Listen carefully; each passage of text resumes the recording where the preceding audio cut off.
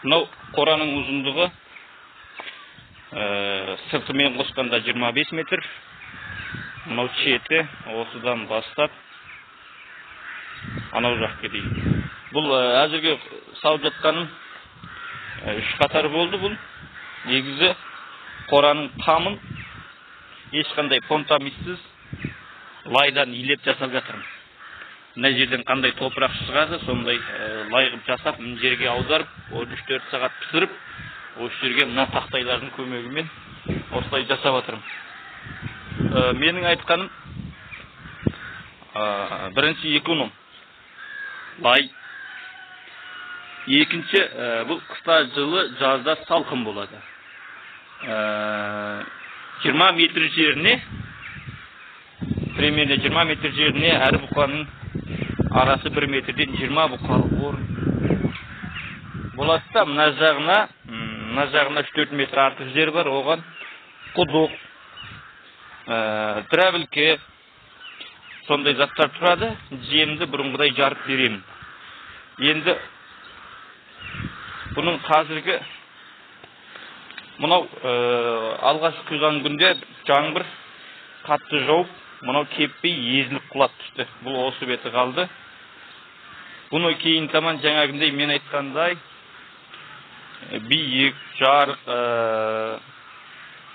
кең, алдынан астау осы алдында тұрады. Мына жерде 1 метр жол болады. Адам жүріп астауына жем салады. Мына жерге кіші дәреті түседі. Памперс дейді. Тақтайлардың арасы ашық болады. Астына кіші дәрет түсіп кетеді. Артынан үлкен дәретін аламыз. Мына жерден есік болады. Дәреттерін мына жаққа шығарып тастаймыз арбамен. Алды полный терезе болады. Алдындағы там примерно осының биіктігіндей болады. Ал енді арт жағы тақанса, осы лайды тақанса 2 метр 2,20 қып құйып шығатын болам. Бұйырса оны көрсетем. Ішін әктеймін тамдарды. Мына тамның қазіргі қалыңдығы пока 50 неше сантиметр. Бұл биіктеген сайын жіңішкере бастайды. Мынандай болып жіңішке там болады. Алдыда осында ешқандай фундаментсіз лайдан иленіп жасалады. Мына жағында 3-4 метр жаңа айттым, дірәбілке тұрады. Сосын малдың су ішетін құдығы болады. Мына жерден бір есік болады примерно. Осы жерден есік кіріп, былай қарай бұқалар байланады, былай қарай кішігірім жем сықлап болады. Қыста жылы, жазда салқын болады дегенім осы. Мен қазір осындай тірліктермен видео жүктей алмай жатырмын, уақыт жоқ болып жатыр. Келесі видеоны түсіргенше, жаңалық болғанша күтесіздер деп ойлаймын. Және қосымша мен біраз идеяларды айта кетейін деген. Тағдырыңа, өкіметке, өзгеге, әке-шешеңе, қатын балаңа өкпелемей, өкпелегіш болсаң өзіңе өкпелет. Тағдырың өз қолыңдан. Әсіресе еркектерге, жастарға, жігіттерге айтарым. Алла тағала өмірге сені еркек қылып әкелді.